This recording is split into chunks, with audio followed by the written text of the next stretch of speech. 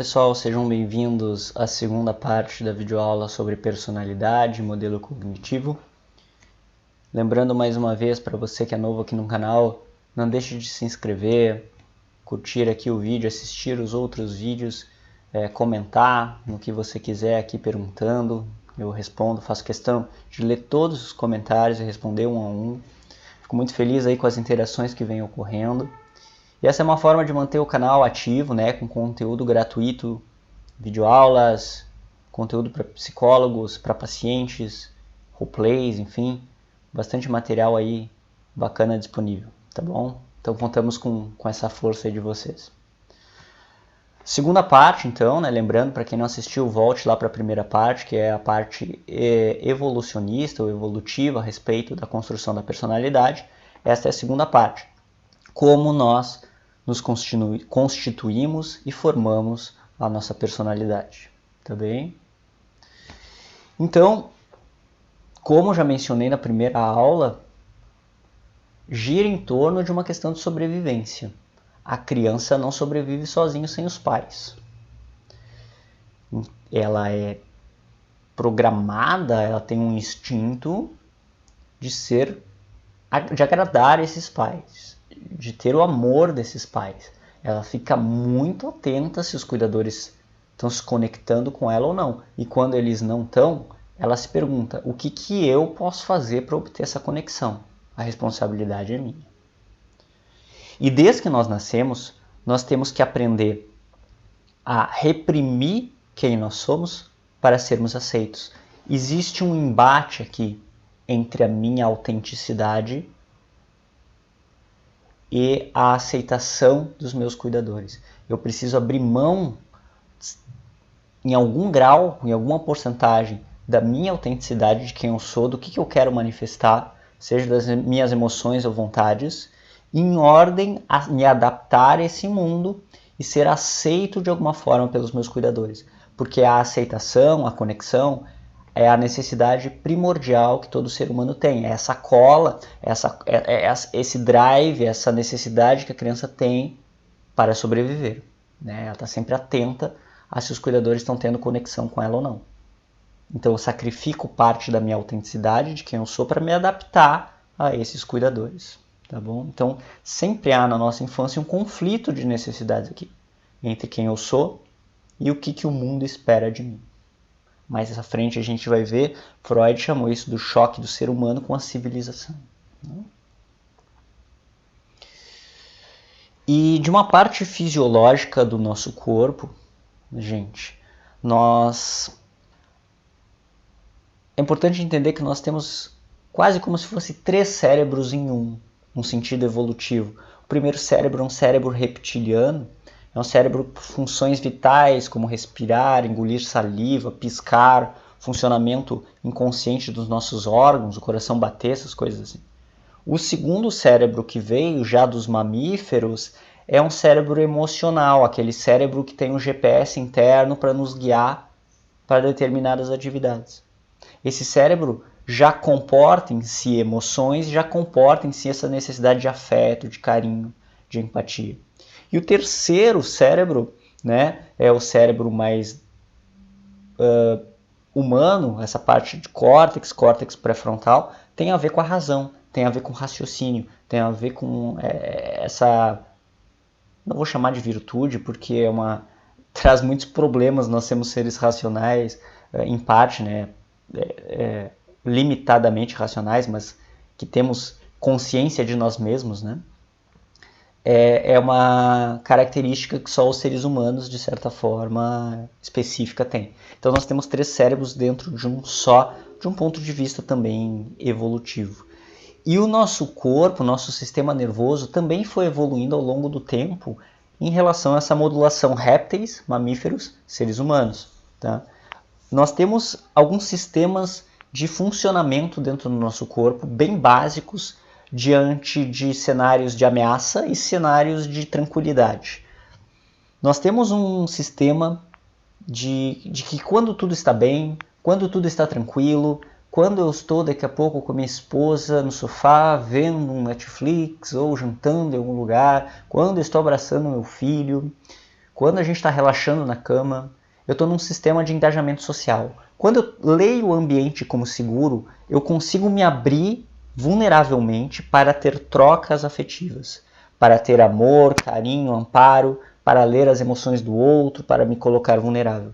Se o ambiente começa a ter algum tipo de perigo, por exemplo, um ladrão entra, uma sirene de incêndio liga ou qualquer sinal de ameaça, eu saio desse sistema de engajamento social e entro para um sistema que se chama luta ou fuga. É um sistema de mobilização corpórea ativado, né, no nosso sistema nervoso simpático. Né?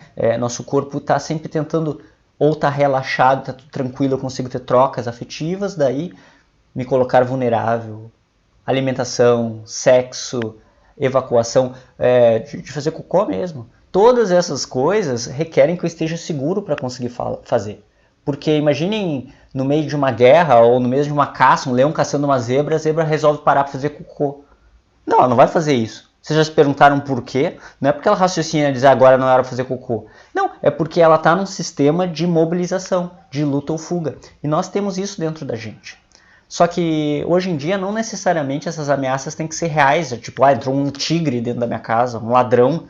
Pode até ser um ladrão, mas assim, às vezes eu posso criar mensagens de perigo através de pensamentos. Dizer assim, amanhã o trabalho vai ser muito difícil, eu não vou conseguir fazer. Já mandei uma mensagem de perigo para o meu corpo que me coloca num sistema de mobilização, de luta ou fuga. Nesse sistema eu fico com excitação corpórea, estresse, tensão muscular, medo, raiva. Sintomas que a gente vê em pessoas com ansiedade generalizada, por exemplo. Né? E quando eu estou preso nesse sistema, quando eu estou muito tempo nesse sistema, eu não consigo ter empatia, troca afetiva, relaxamento, momento de descanso, porque eu preciso me sentir seguro e protegido para conseguir estar nisso. Tá bem? Vocês conseguem perceber o porquê? É uma questão de sobrevivência aqui também. Né? E algumas pessoas têm um sistema ainda mais básico, mais daquele primeiro cérebro que eu falei, que é o reptiliano, que é um sistema de imobilização, que é do tipo assim, ó, vocês já viram o tigre ou o leão tá correndo atrás da zebra, né? A zebra tá lá então no seu sistema amarelo, de perigo, luta ou fuga. Quando o leão pega essa zebra ou pega um bichinho e não tem mais escapatória, esse bichinho congela, se finge de morto. É uma defesa mais primária ainda, é uma defesa de dissociação. A pessoa sai de si, ela congela. Tem umas pessoas que vão para esse sistema mais rapidamente. Esse sistema já é um sistema vermelho de, nossa, meu corpo lê como uma ameaça à vida gigantesco. E esse sistema faz com que a gente praticamente desligue, congele, dissocie, saia de si ou do ambiente. Isso é muito comum acontecer em situações pesadíssimas, como um assalto, um sequestro, um estupro. Né? E isso também faz com que a gente, estando no amarelo, no vermelho, a gente não consiga exercer o afeto, o carinho, a troca, o sistema de engajamento social, que é o que a gente busca, de certa forma, na verdade, um equilíbrio entre esses sistemas. A gente não quer só ficar num ambiente seguro ou fingir que está sempre num ambiente seguro quando não está. Quando tem perigo, a gente tem que acionar o amarelo também. Mas normalmente esses perigos são agudos e não crônicos. A gente transforma em crônicos. Né? Então, nosso corpo também tem esse tipo de funcionamento. E existem determinadas vivências infantis repetidas, daqui a pouco pais estressados, pais que criticam, pais que batem nas crianças o tempo todo, que fazem com que essa criança daqui a pouco comece a ficar, o sistema comece a ficar viciado só no amarelo, ou às vezes no vermelho. Então a criança nunca aprendeu um ambiente seguro, nunca teve um ambiente seguro, nunca teve uma troca afetiva calorosa, um ambiente protegido onde ela conseguisse se soltar, relaxar, ter carinho, demonstrar carinho, né? Relaxamento. Nada disso ocorreu.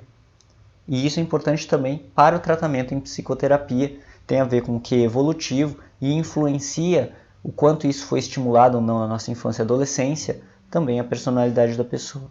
Né? A pessoa vai ficar mais presa em algum desses sistemas.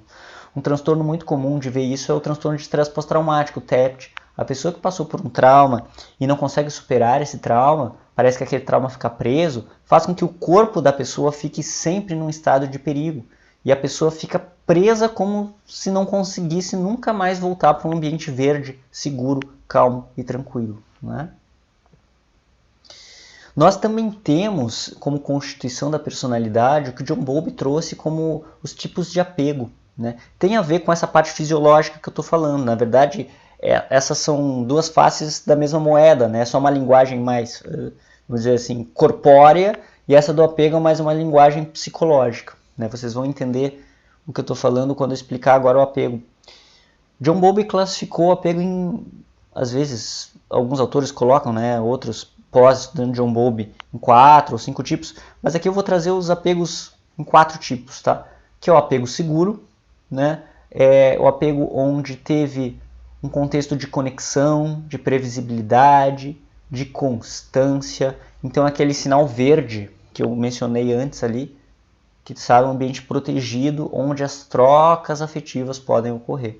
Então, pais que foram presentes, pais que são estáveis, que vão mais voltam, previsíveis, não são de uma hora para outra, tem um temperamento, começa a xingar a criança, ou bater a criança do nada, ou daqui a pouco avisa a criança que vai voltar e não volta, ou daqui a pouco demonstram emoções alteradas, assustam a criança.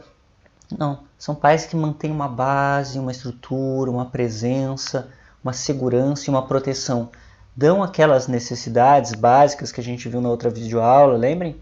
Aceitação e pertencimento, autonomia e desempenho, limites com afeto, a criança passa a direcionar suas próprias necessidades emocionais, a criança tem autenticidade, espontaneidade e lazer. Isso gera um apego seguro. A criança que tem esse apego seguro internalizada vai ser um adulto que, por mais que esteja sozinho, tenha terminado com o namorado, com a esposa, tenha tido um luto, tem aquela base já dentro de si. Ela não vai se desestruturar, ela não vai se sentir sozinha, no sentido emocional, como se ninguém tivesse ali, como se não fosse sobreviver. Ela tem já dentro de si segurança, tranquilidade. Houve preenchimento disso na infância. O tanque está cheio de carinho e afeto, e uma vez isso sendo preenchido na infância, dura o resto da vida. O apego inseguro é um apego ou apego ansioso, é um contexto de negligência que existe, né? É um apego meio caótico. Às vezes o pai é muito ansioso, a mãe é muito ansiosa e agitada, passa mensagem de perigo para a criança de uma maneira mais constante, então não está sempre no verde, está um pouquinho no amarelo. Caótico talvez seja um termo muito forte, eu vou deixar caótico pro último apego, que é o desorganizado, tá? Mas é um apego não tão tranquilo quanto o verdinho, quanto o apego seguro. Pais ansiosos, daqui a pouco gritam de vez em quando com a criança, gera uma certa instabilidade no ambiente, tá? Tem algum tipo de negligência acontecendo. O apego inseguro do tipo evitativo é um apego onde tem um contexto de ausência afetiva ou violência emocional. Então, aqueles pais que são presentes, mas não demonstram afeto, que nunca dizem eu te amo, que não abraçam a criança, que não dão tempo, que não passam tempo com a criança, ou não brincam com a criança, ou batem na criança, vai fazer com que a criança entre mais naquele modo vermelho, amarelo para vermelho. O apego seguro é do tipo assim, a mãe sai e volta e a criança abraça a mãe. Diz assim, ai mãe, eu sei que sabia que tu ia voltar. O apego ansioso é a mãe sai, volta, a criança fica um pouco desconcertada, dizendo, ai, onde é que tu foi? Eu pensei que tu fosse me abandonar, mas logo vai pro verdinho, logo abraça a mãe. O apego evitativo, a mãe sai e volta e essa criança, ela já está meio desamparada, ela nunca teve carinho e afeto, ela nunca teve o verdinho, né? Lá do slide anterior, né? Verdinho, slide anterior. A base segura. Então ela aprende a se virar sozinha. Ela diz assim, eu nunca tive afeto mesmo, nem sei o que é isso. Ela não sente falta que ela não teve. Ela é mais evitativa. A mãe volta e a criança nem abraça, nem mostra que sentiu falta. A criança já está conformada de que ela vai viver uma vida meio sozinha ali. Tá? E o apego desorganizado é o último tipo, e é o pior tipo. Esse sim é meio caótico. Uma mãe uma hora dá muita presença, carinho, beijo, outra hora bate. Outra hora grita, outra hora some, outra hora abraça a criança e se funde. é um caos, a criança não consegue ter previsibilidade, né? Nós somos seres de rotina, nós precisamos ter previsibilidade sobre o que vai acontecer. Então eu não sei se meu cuidador vai vir e vai me bater ou me beijar. Eu não sei se meu cuidador vai ficar comigo ou vai me mandar longe. Eu não sei se meu cuidador, a próxima vez que vai sair, quanto tempo vai demorar. Quanto mais desorganizado, mais caótico fica esse contexto e a criança fica totalmente desestruturada. É o berço para o que a gente vai ver de transtornos de personalidade, como transtorno de personalidade borderline, por exemplo. Um apego completamente desorganizado, caótico, onde o adulto, quando daqui a pouco o namorado sai, a namorada sai, ele liga 50 vezes pro namorado, pra namorada, porque ele não sabe se o namorado vai voltar, se vai trair ele arranja relacionamentos abusivos, berros, gritos, um bate no outro, aquele caos. Isso vem de berço, né? Isso vem da desorganização lá na infância, que vai fazer com que aquela criança busque estratégias para tentar lidar com essa desorganização. Às vezes essa estratégia é berrar, chorar muito alto, fazer coisas para chamar atenção, manipular, vai tentar de tudo um pouco para conseguir ter o carinho desses pais. E essas estratégias vão ficar na vida adulta. E isso a gente vai chamar de um paciente com personalidade borderline. Nós vamos ver mais adiante, tá bom? Então são esses os tipos de apego, que na verdade é uma outra linguagem, mas algo semelhante ao que eu estava falando, no sentido fisiológico lá, né, do verdinho, do amarelo e do verde, sobre a sistema nervoso, né? Só uma linguagem, uma mais fisiológica, a outra mais psicológica. Então, para exemplificar um pouco isso, pessoal, imaginem o seguinte, ó. Essa questão de como vocês reagiriam sendo crianças em relação aos cuidadores.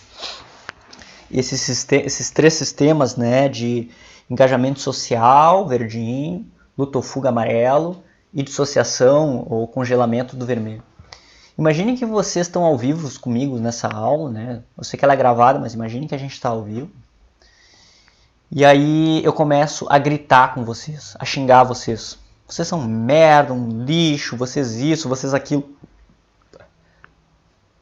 Primeiro vocês estão tranquilinhos ali, comendo um salgadinho, tomando uma bebida, vendo a aula, relaxadinhos ali, né? Deitados na cama e tal, ou sei lá, celular no sofá. E eu começo a gritar com vocês estão no verdinho. Aí eu começo a gritar com vocês. O corpo de vocês vai começar a se mobilizar, vai para amarelo, luta ou fuga. O que dá vontade de fazer?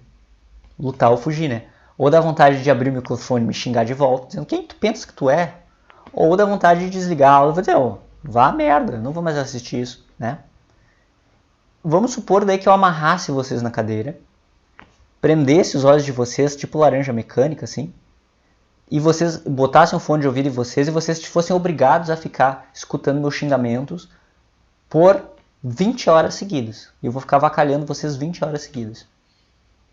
Vocês não têm como fugir. O que começaria a acontecer? Provavelmente vocês iam começar a desligar. O cérebro de vocês ia para outro lugar. Ia tentar imaginar outra coisa, ia tentar abstrair, dissociar. Ou seja, vocês iam ali mais para o vermelho. Né? Vocês iam começar a criar cenários, fugir dentro da mente de vocês. Né? E essas são mais ou menos as fases, os reflexos fisiológicos que nós temos. Ou imagine que vocês estão assistindo a aula tranquilamente e entra um ladrão na sala, lá da sala, na casa de vocês, ou no carro, sei lá onde é que vocês estão, aponta uma arma para a cabeça de vocês. Como que o corpo de vocês reagiria? Amarelo ou vermelho, né? Ou para alguns pode ser uma barata, né? Principalmente aquelas voadoras, que é um caos, não sabe onde é que aquele bicho vai ir, né? Se fosse uma rota previsível, tudo bem, mas aquele bicho parece que é teleguiado para ir para nossa testa e meio caótico, né? Assustador. Vai ligar o sistema luta ou fuga ou congelamento de vocês. Então percebam, isso a gente chama de estratégias de enfrentamento. Eu não quero queimar slide aqui, mas quando nós estudamos na terapia cognitivo-comportamental compensação, resignação, evitação, tem a ver com isso que a gente está falando. Eu posso lutar, eu posso fugir ou eu posso congelar. E essas são respostas automáticas, normalmente eu nem escolho, tá bom? Lutar seria compensação, fugir seria evitação, resignação, né, seria congelar. E o que a terapia trabalha é a gente tentar encarar de uma forma realista os eventos, para nós desarmarmos essa automaticidade fisiológica do amarelo e vermelho, tentando trazer sempre para o verdinho. Né? A terapia faz isso, através da conversa a gente tenta, seja da relação terapêutica, seja focado na compaixão, seja apoiando o paciente, seja no vínculo terapêutico, seja através de técnicas, fazendo com que a pessoa saia do vermelho ou do amarelo e vá para o verdinho, se sinta confortável, segura, seja combatendo suas próprias críticas, os pensamentos que ativam esse amarelo ou vermelho. Existem diversas formas, mas o objetivo é trazer para o relaxamento e engajamento social a pessoa e ela saber lidar com seu amarelo e seu vermelho. Os estados de luta ou fuga são necessários, mas quando tem estressores agudos. Quando o estressor não está ali, eu tenho que estar no verdinho. Então, lutar, fugir, congelar são mecanismos primários e automáticos do corpo diante de situações de estresse. E aí entra um pouco aquela construção anterior que a gente vinha falando. O cérebro vem pré-fabricado, relação com os cuidadores, necessidades não supridas, eu vou começando a me adaptar a essas necessidades, e aí eu começo a ver o mundo de uma certa forma, ver a mim mesmo de uma certa forma, ver os outros de uma certa forma, à medida que os eventos vão acontecendo, eu vou interpretando esses eventos. Então eu começo a pensar, eu tenho uma crença, um esquema, uma visão, uma representação de quem eu sou, como eu acredito que eu sou, como eu acredito que as coisas são e os outros são. E, buscando sempre a aceitação, a conexão e as necessidades, eu vou, às vezes, lutar, fugir ou paralisar diante das situações que são apresentadas no cenário, com base nessas interpretações que eu tenho de visão do mundo, mas buscando sempre, de uma certa forma, sobreviver, na infância, sobreviver essa infância, ter o carinho dos pais, ou seja, buscar as necessidades emocionais primárias. Vejam, luta, fuga, paralisia é compensação, evitação, resignação, que nós vemos nos modelos cognitivos, as estratégias compensatórias dos modelos cognitivos. Então é uma questão de sobrevivência, pessoal. Vamos ver se vocês acompanham o raciocínio aqui, que é bem importante. Para ter conexão e ser aceito, que é a principal necessidade junto com a autonomia, tá? Eu, daqui a pouco, na minha infância, tenho que me adaptar aos meus cuidadores. Eu tenho que buscar aprovação. Percebam, buscar aprovação já começa a ser uma estratégia para eu ter o que eu preciso. Ou, daqui a pouco, eu tenho que me subjugar ao outro. Se eu fizer tudo que minha mãe quer, ela gosta de mim. Ou, daqui a pouco, eu tenho que inibir minhas emoções. Se eu não chorar ou demonstrar raiva e tristeza, meu pai não me xinga. Meu pai não me trata mal. Eu estou sempre querendo me adaptar e começo a criar estratégias para me adaptar. O que é se adaptar? Ser gostado, gente. Ter trocas, ter conexão. E eu começo a buscar estratégias baseadas na infância que eu tenho. Tá bom?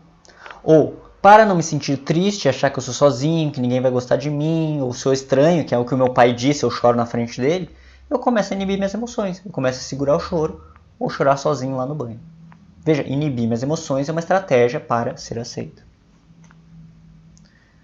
Daqui a pouco, para evitar me sentir mal, como se tivesse algo de errado comigo, que eu não fosse digno de amor, eu começo a me preocupar sempre com as coisas. Tem um padrão constante de preocupar com os eventos, com como é que eu posso agradar ou não. Se preocupar é uma forma de evitar sentir emoções. Então, se preocupar constantemente é uma estratégia para lidar com as emoções e as necessidades não supridas.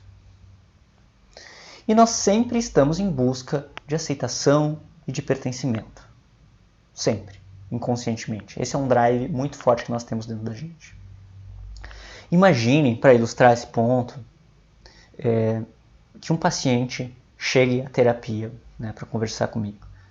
E ele diga assim: Fernando, eu estou triste e sozinho porque a minha mulher quer se separar de mim. E ela vai ficar com a guarda da minha filha pequena. Essa é a queixa do paciente. Ele se sente triste sozinho pela separação da esposa. E eu pergunto para ele, deixa eu me mudar de lado aqui, que eu fiquei na frente do desenho. E eu pergunto para ele o seguinte, ou ele começa a dizer, né? E o que mais? Me fale um pouco sobre ti. E ele começa a dizer, não, o resto da vida vai muito bem, Fernando. Eu amo o meu trabalho, eu sou um executivo de alto escalão, eu viajo aos finais de semana, quando eu estou em casa eu trabalho nos sábados e nos domingos, porque a empresa tem muita demanda e eu faço às vezes mais que o necessário, por isso as pessoas lá me reconhecem. Então eu me sinto ótimo pelo reconhecimento que eu tenho lá, me sinto super bem. Claro, eu estou resumindo aqui, né? Ninguém sai falando assim tão direitinho na psicoterapia. Eu quero mostrar um ponto para vocês. Então a queixa dele é que pessoalmente ele está muito mal, profissionalmente ele está muito bem, mas que ele trabalha bastante. Aí, gente, vamos supor, hipoteticamente, que a gente pergunta também aquela investigação de anamnese, né? Que é os grandes círculos, relacionamento íntimo, amizade, trabalho, família. Né? Então a gente pergunta, ou ele vai falando um pouco sobre a relação com amigos e família, e ele diz que ele vê pouco por causa do trabalho, que na verdade a mulher quer se separar porque diz que ele passa muito tempo no trabalho e ela se sente sozinha, ela se sente que ele não dá muita atenção para eles. Então percebam a seguinte estrutura. Claro, aqui um exemplo hipotético, tá, gente? Eu não estou dizendo que todo mundo que trabalha está negligenciando sua família, nem que o trabalho não é importante. Eu só estou dando um exemplo para a gente ilustrar alguns pontos aqui. Embora tudo em excesso ou falta seja um ponto a ser observado que o sujeito vai pagar um preço mais tarde. Ele só tem que estar consciente desse preço e saber que está fazendo isso com um propósito, né? Até água em excesso faz mal. Tanto não beber água em excesso faz mal. Então, trabalhar pouco ou trabalhar muito tem lá também suas consequências. Aí, percebam esse paciente. De um ponto de vista, o trabalho ele gosta muito. E perguntando, olha fulano, o que tu gosta no trabalho? Né? Fazendo uma espécie de seta descendente. Ah, as promoções e as viagens são incríveis, é o que eu mais gosto, Fernando. E o que essas promoções e viagens te trazem? Ou fazem tu sentir de que forma? Ah, me faz sentir alguém muito importante, Fernando, porque, sei lá, todo mundo baba meu ovo, eu me visto muito bem, sempre perfumado, as mulheres dando em cima de mim, embora eu não traia minha esposa, eu gosto dessa sensação, né? Faz-me sentir respeitado, ter admiração. Então ele gosta do trabalho porque no trabalho ele se sente respeitado e ele tem admiração. Se a gente perguntasse sobre esse respeito e admiração, o que isso significa, ou como que ele faz ele se sentir, ou como que ele traduziria a importância de ter respeito e admiração dos outros, por que isso é importante para ele? E aí ele traz, porque daí vão gostar de mim, Fernando. E esse vão gostar de mim entra em conexão e pertencimento, que é o que a gente está falando lá no fundo, todo mundo está em busca de conexão e pertencimento. Todo mundo é aquela criança que pergunta como é que minha mãe vai gostar de mim, como é que meu cuidador vai gostar de mim, como é que eu posso fazer eles gostarem de mim, o que eu tenho que fazer para ser gostado. Esse paciente pegou a rota do trabalho, promoções, viagem, alguém importante, respeito e admiração, aí sim vão gostar de mim. Mas percebam um contrassenso onde ele está perdendo conexão e pertencimento com quem? Com quem já está ali, com quem realmente gosta dele, com a esposa e com a filha. Ou seja, se ele não tem conhecimento claro de seus valores ou do que ele está indo atrás, ele não escuta essa emoção da tristeza e essa tristeza vai levar lá para uma necessidade não suprida de quem diz, cara, a gente quer troca afetiva, a gente quer se sentir bem com alguém próximo, a gente quer, como diz Shakespeare, no fundo, todo mundo precisa de alguém para nos escutar e para segurar nossa mão. É verdade. Mas esse cara, você percebe que ele está tomando um caminho que na verdade está afastando ele do objetivo, porque ele já tem aquilo que ele precisa. E ele está perdendo aquilo que ele precisa justamente porque ele não consegue visualizar essa questão. Né? Aqui um exemplo para mostrar como a psicoterapia pode ajudar e como as estratégias que a gente vai bolando ao longo da vida vão modelando nossa personalidade. Imagine que esse paciente hipotético, na sua infância, provavelmente ele teve uma aceitação condicional, um carinho condicional. Ele só recebia carinho do pai quando ele ia bem no campeonato de judô. Ele só recebia elogio da mãe quando ele tirava 10. 9 não era o suficiente. Não fez mais que obrigação. Era 9. 10 tu é um menino especial, eu vou gostar de ti. Então ele aprendeu que ele precisa ser respeitado e ter admiração, que ele precisa ser alguém importante para ser gostado. E não necessariamente essa é uma regra que existe na sociedade. Ele criou essa regra para ele. Se eu for importante, então vou ser aceito. Uma crença intermediária. Vocês conseguem perceber? E, bem,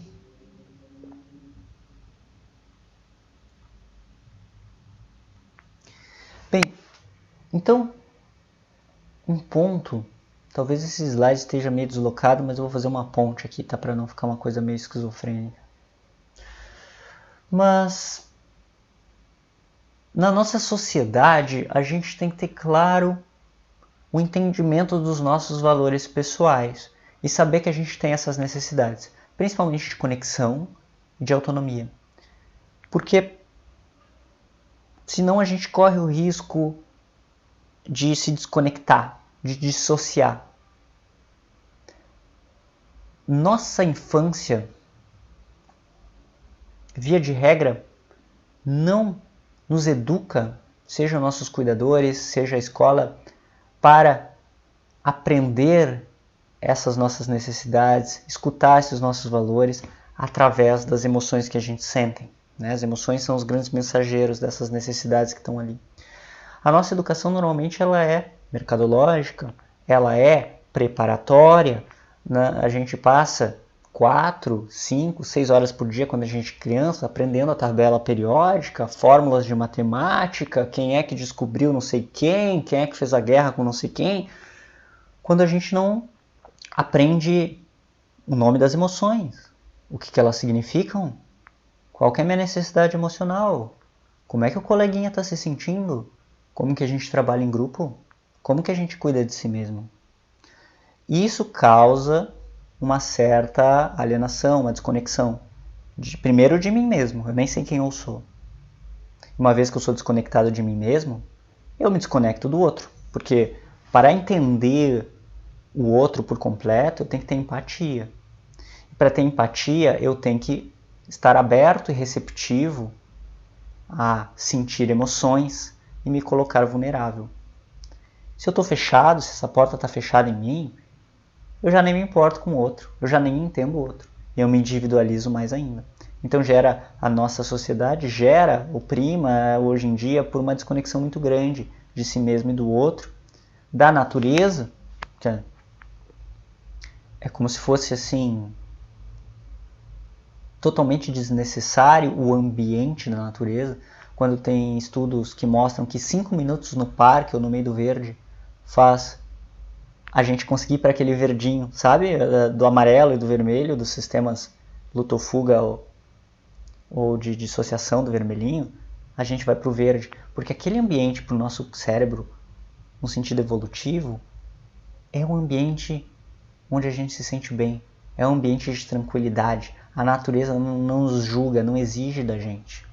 Então quando a gente senta no parque por 20 minutos, meia hora, quando a gente pega uma brisa, quando a gente senta e sente o sol, ou escuta o barulho de água, que não é música para os nossos ouvidos, a gente tranquiliza, é natural. Mas hoje em dia nós vivemos em prédios, nós vivemos, né, na selva de pedras, né? Então, por que é tão bom estar na praia? Vocês já se perguntaram isso? Na beira da praia? Por que é bom? Porque tem sol, porque a gente está perto de água. Da mesma forma, perto de um rio. Da mesma forma, na piscina. São exemplos, a piscina um pouco mais artificial, mas nós estamos matando o nosso próprio habitat natural, sem perceber. E isso estressa nosso corpo também. Então nós nos alienamos de nós mesmos, dos outros, da natureza e dos nossos valores como pessoa. Né? Se eu não escuto as minhas emoções, se eu escuto minha barriga roncar e aprendi a negligenciar, eu não vou saber do que eu tenho fome. 5 necessidades emocionais: aceitação e pertencimento, autonomia e desempenho, limites com afeto, direcionamento às nossas próprias necessidades, autenticidade nas expressões emocionais, lazer e espontaneidade. Essas necessidades, para serem escutadas, eu tenho que estar atento às minhas emoções, porque são elas, as emoções mensageiras, que vão dizer se as barrinhas estão cheias ou não. Tá bem? Então, hoje em dia, infelizmente, prima-se a nossa educação é voltada, tanto em casa quanto mercadológica, estudantil, para uma dissociação completa de nós mesmos. Então, na terapia, a gente vê muitos sujeitos analfabetos emocionais, que nem sabem quem são, que nem sabem o que querem, nem sabem por que dói, o que dói e o que está acontecendo. Se assustam com sua dor. E hoje em dia nós vivemos uma sociedade também que, em excesso de medicalização, medicamentado, eu ia dizer, medicalização. O sujeito sente uma tristeza, taca-lhe um antidepressivo. O sujeito sente ansiedade, taca-lhe um ansiolítico. Sem nem se perguntar por que aquela emoção está ali. O que essa emoção quer de mim? O que essa emoção vem dizer? A gente anestesia a pessoa e diz assim, agora segue vivendo como se estivesse tudo bem. Mas se o corpo está dizendo que não está tudo bem, a gente tem que escutar porque que não está tudo bem. E esse é o papel da psicoterapia, em parte, fazer o sujeito se conectar consigo mesmo. Novamente, se em algum momento isso já foi feito, ou às vezes pela primeira vez na vida, com a ajuda do terapeuta. Então nós criamos adultos alienados, desconectados das suas emoções, das suas sensações corporais, sem saber o que querem, o que gostam, quais seus interesses e necessidades genuínas. E aí a gente acaba virando marionetes dos nossos próprios traumas, porque a gente acaba só agindo. Nós somos estratégias de enfrentamento ambulante. Então daqui a pouco eu sinto ciúmes do meu namorado, da minha namorada, que ela foi no shopping e age de uma maneira agressiva e eu nem sei porquê. Daqui a pouco eu grito com uma pessoa e eu nem sei porquê. Daqui a pouco eu evito determinadas situações e eu nem sei porquê. Eu só ajo com base nas estratégias compensatórias que eu aprendi ao longo da vida, sem nem me questionar por que elas estão ali. Uma vez elas com certeza foram adaptativas, hoje eu só sigo o padrão aprendido na infância, sem aquele padrão necessariamente estar ali. E isso é muito problemático, porque cria sujeitos que vivem como uma espécie de zumbis, sujeitos que não questionam quais são os meus valores, o que eu quero para a minha vida. Esse comportamento está me levando para um valor meu, esse é um caminho que eu quero seguir, como o exemplo que eu dei do paciente. Em busca de conexão e pertencimento, ele achou que tinha que ter admiração e ser reconhecido por todos na firma, quando ele estava perdendo a esposa e a filha. Mais ou menos essa provocação que eu faço, que mostra como a terapia é importante e a construção da infância e da adolescência tem a ver com essas faltas críticas e severas, eu diria, que nós vivemos nos nossos tempos de hoje. Tá bom? Então, Walter Ries, um psicólogo italiano, ele tem uma metáfora que é muito interessante, que até apareceu num filme da Disney Pixar agora, chamado Soul, que é o peixinho na água. Digamos que um peixe está nadando freneticamente no mar, com muita velocidade, e os outros peixes que estão em volta dizem assim, olha só o peixe, falando para esse que está nadando lá loucamente, rapidamente, estressadamente. O que aconteceu? Por que tu está com esse estresse todo? Qual a pressa? Onde que tu vai? E esse peixe que está nadando assim, rapidamente ele diz, eu preciso chegar no oceano, é uma questão de vida ou morte, eu preciso chegar o quanto antes no oceano, eu estou desesperado para chegar no oceano. E os outros peixes olham ao redor e dizem para esse peixe, cara, olha a água a esse redor, presta atenção nessa água que está em volta de ti agora. Isso já é o oceano, tu já está nele, basta enxergar. E às vezes esse oceano é a metáfora para conexão e pertencimento. Está mais perto do que a gente imagina. Basta a gente enxergar e mudar a forma como a gente se relaciona com a gente mesmo e com os outros. Você não precisa ser o melhor dessa turma para ter valor. Você não precisa ser o CEO da empresa e ter um helicóptero para ter valor. Você não precisa se subjugar e agradar a todo mundo e fazer tudo que os outros querem para ser gostado. Esse é o trabalho que a psicoterapia traz.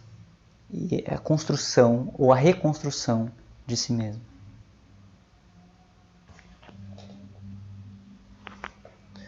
Bem, entrando em alguns conceitos mais técnicos então.